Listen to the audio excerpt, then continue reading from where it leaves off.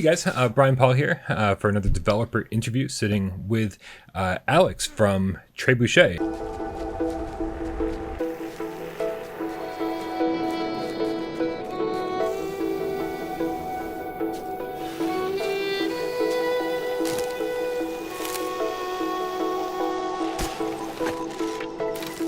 So, dude, you guys made Prison Boss, and then your upcoming game is Winds and Leaves on PlayStation VR. It's PlayStation VR exclusive, coming July 27th.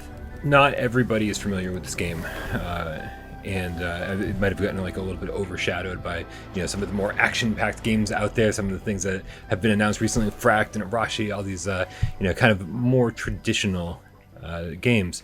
So, what is the elevator pitch for Winds and Leaves? How would you describe it to people? Yes, so Winds and Leaves is an exploration and simulation single-player game for PSVR, in which you are a lone creature in a barren world whose life task is to bring back the land to life by growing trees. So we like to call the game a flora builder, in the sense that you have kind of the same mood you would have playing a city builder, but it's more an exploration and hands-on experience as it's developed from the ground up for virtual reality. So, what kind of things do you think we're going to find as we're exploring this barren wasteland? Yeah, so the game is structured as an open world. You have 5 different regions, and basically, the loop of the game is that you must have the right fruits to plant and overcome different terrain difficulties. And as you progress, you can access the different regions. And each region has different challenges related to ancient landmarks that you will have to discover and awaken. And you will find new fruits to overcome new terrains. You will have new abilities that help you go farther. And there is a environmental narrative that you'll discover as you explore until you finally achieve the goal of restoring life in the entire world you have traversed. Yeah. Discovering an environmental narrative sounds almost mysterious. Do you think is it heavy-handed? Like, is it a strong narrative, or is it pretty much in the background? No, it's I would say it's in the background. Basically, you have the different landmarks and different wall paintings that you will see, and sometime you can use your vegetation to make them appear and everything. And there is the background story of the world that you can uncover through discovering these different landmarks. So it's basically the story of what we call the gardeners, but there is no words in the game, so that's the name we used for the development and when we mention it in the different marketing.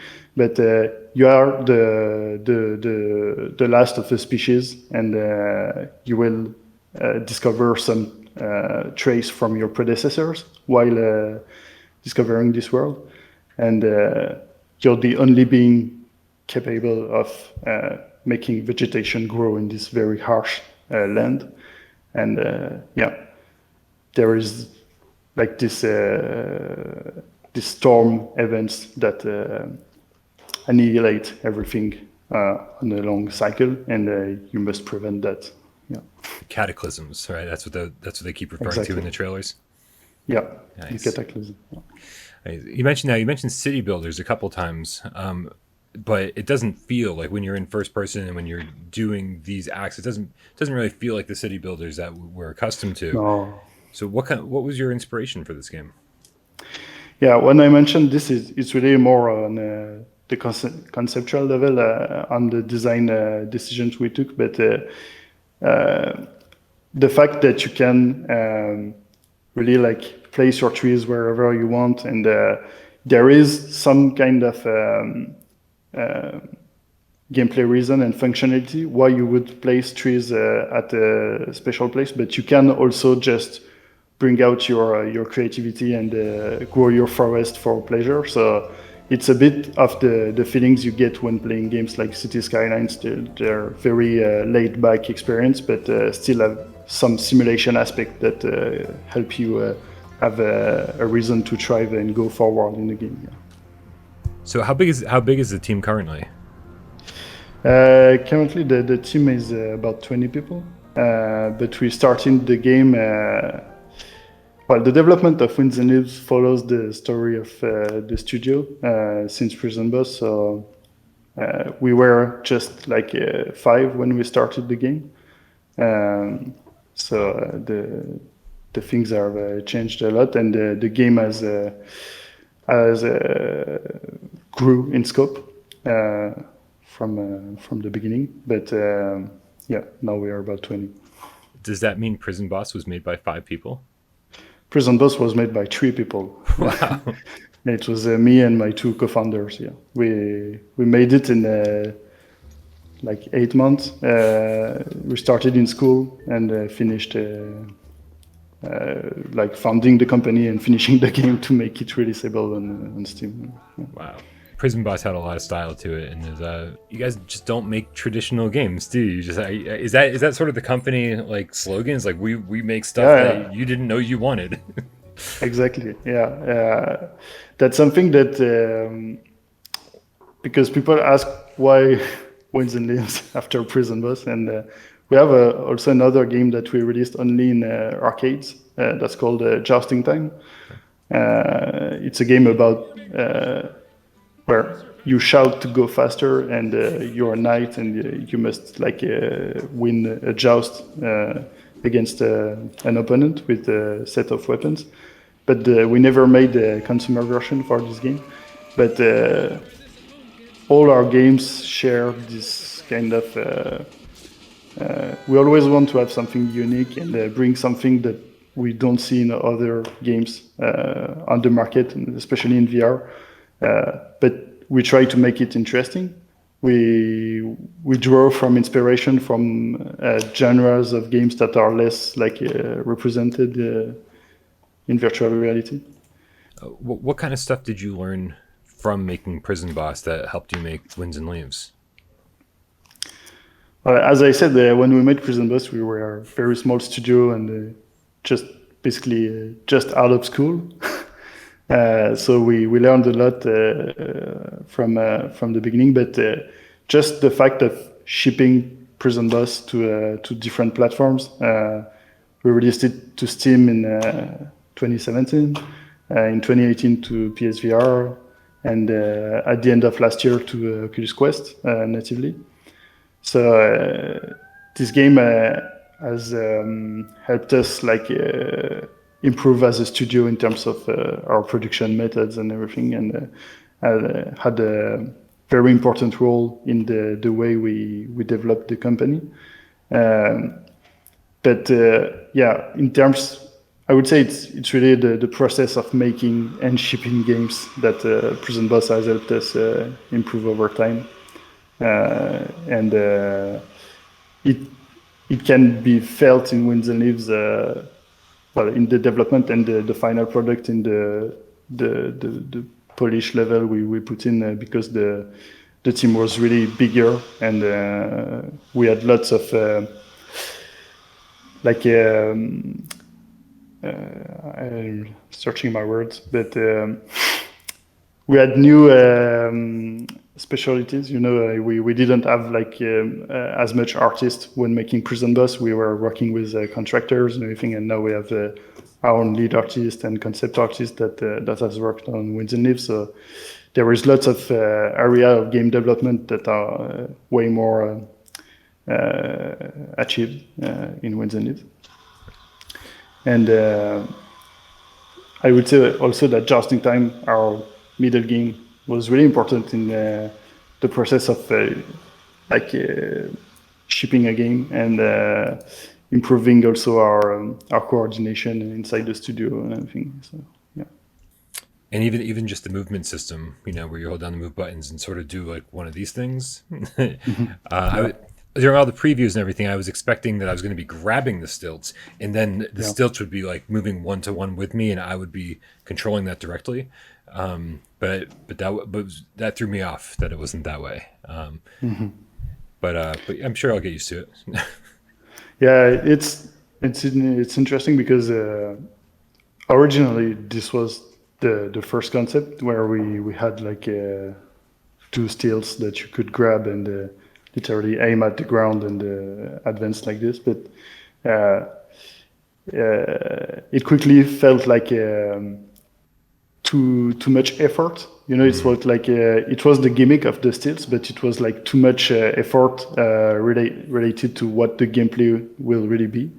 So the final design that got in the game is more like something that you have the kind of the feel of the steels as you have a small move and you have the small rumble at each step. That's something we wanted from the beginning, but it's more adapted to the exploration gameplay on vast distances. So you make much less effort than if you would have to really like make each step. So yeah, that's how the stills finally come out. Yeah. Being a PSVR exclusive, should we expect any PlayStation 4 Pro enhancements or any PlayStation 5, any benefits of playing on a PS5? At launch, there is improvements on Pro that are the same on PS5. The game runs on PS5 as on PS4 Pro, yeah.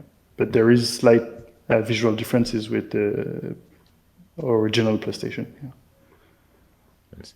Now, some of our community members had a couple questions for you too, and one of them, Belramio, says, "Why stilts? Can I make them super long and then move super fast? Super fast movement is important in a game like that because I want to get around from place to place fast." Yeah. Well, the stilts in Winds and Leaves have been designed like at the service of gameplay, and the original version why we wanted to be able to change height is because in this game you start and your trees are really small and you have to like dig with your shovel and plant trees, and at the same time you want to be able to climb in the trees and pick the fruits you collect. So there was the need to have something that allows us to change the height of the character, and at the same time, it's a game about exploration. So we wanted to have an easy way, as your member said, to be able to go faster when you need to go a long way, and as well to go a bit slower when you need some precision, like around your trees to find your way and everything. So you can go up and down on the stilts. To be precise, it's not at the right beginning of the game because we found out that the whole locomotion system, as it's very unique, it's a bit overwhelming in the first instance of the game. So it's at the end of the beginning region that you are able to finally go up and down. But it helps, getting more comfortable way to walk farther. And on the locomotion, we also have developed some other ways of moving that you will encounter like a bit later in the game. That is akin to gliding. So you can glide towards structures or toward trees. And that's the other way to move around in Winds and Leaves. Yeah. Is there anything else we should expect in terms of things that are different at the end of the game than they were at the beginning of the game? Does your character, your creature, have more abilities, more power-ups, anything like that? It's mainly around the traversal capabilities, as I said. And you have also something important is that you are like bound to your forest. So you need like energy to go farther from the forest. And to gather this energy, you have to plant trees around certain structures that we call the collectors. And well, the tool you have to charge your energy will be improved at a later stage in the game, and it improves your range of exploration. Yeah. So that's it. Can you talk about any difficulties you had during development? Did you come up with any roadblocks? Anything that had to get left on the cutting room floor? Yeah, it was as it's a very systemic game and simulation. It ended up being quite a technical challenge to run this on a PS4 from 2014. Yeah. So we had pretty big challenges in terms of making the whole tree simulation run and letting the players plant that many trees, and because everything the trees will grow for a certain time, and the ground changes aspect, the landmarks are getting alive. We also have procedural music that evolve regarding to where you plant your trees, in which region, and how old they are. So there is the whole soundtrack is very evolutive regarding to what you do. It's not something that you hear the first necessarily in the first minutes, because you have to go through to see it come to life. But it's something that adds a lot to the contemplation aspect of the game. But it was something that was quite complex to implement, the whole procedural music. And yeah, overall, it's just making an open world VR game with player-grown trees is not an easy feat to make on the PS4. Yeah, for sure. I'm sure that the team is excited to maybe move past this generation and maybe be working on the PlayStation 5 and PSVR 2 and kind of having opening the door to a lot more possibilities. Exactly.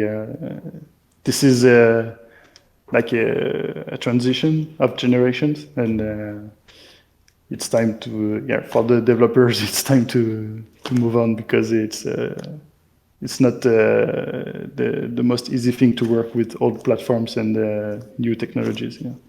Nice. Another one of our community members, Rypop, asks, what can we expect in the land of weather patterns, if any at all? How will planting different things affect the environment? So I guess he's asking if we're going to see different weather effects and how the things that we plant, how it'll affect the environment around us. Yeah, so we have weather patterns that are kind of obstacles that you will encounter in different regions. So they are changing, but very local. So it's specific areas in the game that are affected, and that will challenge you on the different fruits you should make fusion of, because you can merge traits from different fruits to adapt to different terrains. Mm-hmm. And you will have to have the right fruits and be able to traverse those weather patterns, as when you are under the weather, it's that your energy will drain also. So it's another aspect that can limit your range of exploration and prevent you from going forward. So yeah. I was actually just talking to Parole over at Kluge Interactive about synth riders, and we get into a conversation about how difficult it is to market VR games, because even sometimes you put on a VR headset and something looks exciting in the headset, you get two hands in there, you're doing your thing, but then you take off the headset and you look at the flat screen representation of it, and it's like, it doesn't. Things in VR don't look terribly exciting on a flat screen. I was wondering if you folks at Trebuchet have run into any obstacles trying to market your game. Yeah, honestly, it's something that is pretty difficult, and on top of that, Winds and Leaves is like kind of weird in some ways. So For sure. and it's a bit like against the current in some aspects, but we think that we were able to like explain some of it, but it's difficult to show the game. Like we made a gameplay trailer a few months ago that we wanted to use to be able to like show a bit of the loop. But even after that, we saw the reactions and we are like, maybe we didn't get deep enough in how the game plays. People were wondering what exactly is going on in the game. But it's especially the fact that we have the exploration open world aspect of it that is sometimes difficult to think how it goes with the whole tree simulation and the planting gameplay. But we hope that the way people will start to play it and the reviews and everything maybe will help getting players a more precise idea of what's going on in the game. But yeah. I hope so. It was really interesting to see, the announcement trailer and then the follow-up gameplay trailer, which was radically different than the announcement trailer. The announcement trailer felt like it was trying to focus on the aesthetic and say, look, it's kind of beautiful, and this is the watch the trees grow, and look, this is kind of like what you're doing. But then the gameplay was you, right? You did the voiceovers for that? Yeah. And it was like 4.5 minutes of like actually almost like tutorializing the game, explaining step by step how you do things. And there has to be something in between these two things, like something that like will grab everybody's attention. But man, it's just an interesting conversation to have, and I love hearing the perspectives of the developers, because I don't know if there's a good answer right now for VR. No, you're right, and that's something that some games are more like visually understandable on a glimpse, But even with Prison Boss, that is more self-explanatory on some aspects, people were not always expecting when they finally played. That was not always what they expect when watching the trailer. We have a launch trailer that is coming up also, and we hope that this one maybe come to fill the blanks between the first and the second one. But this is because in the first one we wanted to focus more on the, as you said, the aesthetic and the more wow factor of the VR experience. That it's beautiful and everything, but something that is important with Winds and Leaves that we wanted to emphasize, it's that it's not only beautiful, you have things to do and there is like something to go through, and it's not a passive experience, it's not like fast-paced, but it's an active experience where you do things and progress. So that's something that we wanted to put an emphasis on. Nice. Yeah, we are. I can't believe it, man. It feels like forever ago when the game was announced. I'm sure even for you guys have been working on it behind the scenes even longer. How long has it been in development for? Almost 3 years. Yeah. Wow. Yeah. 3 years. 3 years and a half, I think. It must be exciting to finally be delivering this baby that's been growing. Right? Are you nervous?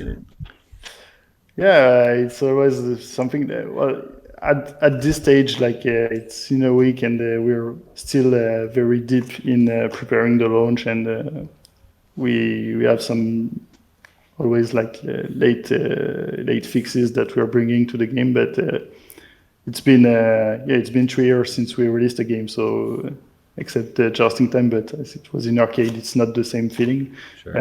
And it's the first time for a lot of members in the team that weren't present in the past. So it's something that everyone is really proud to like have shipped together with the whole team. It creates an exciting atmosphere in the team, but COVID has not helped. It's like we've been working remotely since the beginning of the pandemic and everything, and we weren't sure how we would be able to like ship the game from our homes, but we finally managed to do it. But it was at the beginning we were like we thought we would need like to delay for a long time and everything, but we made it work. Yeah. Is there any are there any final words, anything that you really want our viewers to know about Winds and Leaves before we end this conversation? Honestly, I just want to see players take it in and try to pass through what we created. And I hope you will have a good time planting trees and discovering the past of this world that we have been crafting. Excellent. Alex, it's been a real pleasure getting a chance to sit down and finally talk to you. I know we've been wanting to do this for a while, so thank you for finding the time, making it happen. Now, I'm sure Raphael, your PR guy, did not warn you about this, but we always ask every developer to meow for all of our viewers, called the Game Cats. Give them a little meow and a swipe before we say goodbye. Okay.